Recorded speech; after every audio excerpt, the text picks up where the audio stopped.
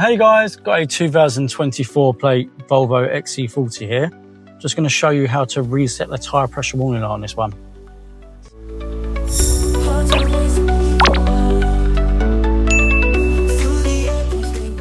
So on this one, you're going to make sure your ignition is turned on. Or the engine on. And you want to come to the screen in the center of the dash. And then from here, go to car status. Then first make sure all your tyres are pumped up to the correct pressures. Then press store pressure. Confirm.